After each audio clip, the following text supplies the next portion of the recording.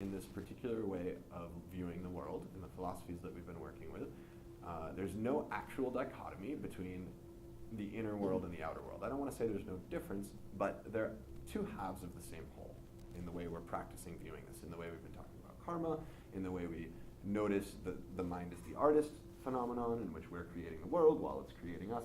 They are two halves of the same active whole. And they're constantly affecting one another. And of course, there is a difference. I misspoke. There is an inside and there is an outside. But there's also just everything that's happening.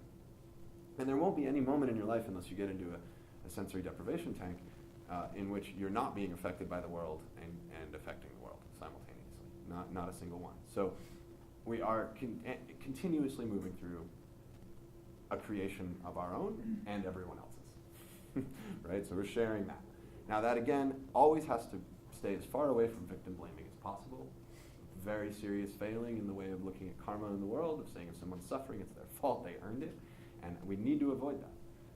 There are absolutely circumstances where even though the inside and the outside world are part of the same whole, something in the outside world is damaging something in the inside world. Abuse, attacks, war, that's all very real.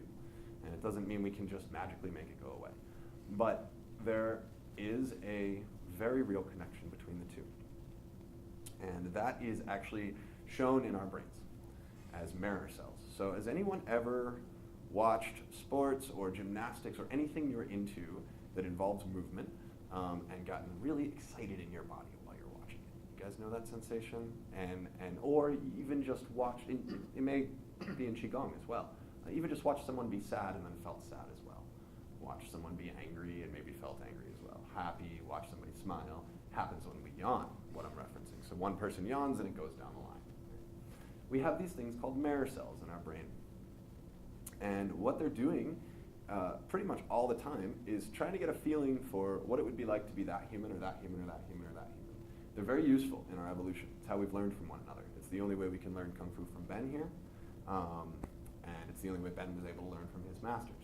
He watched them. His brain mimicked it as much as it could using the nerves that were available that he had already built. And then he, with his willpower, tried to do that and reinforced it with his movement.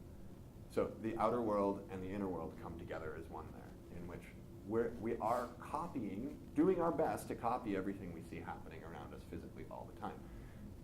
When someone's watching it, and this change, the degree to which this happens changes to the degree to which we focus on the current stimuli.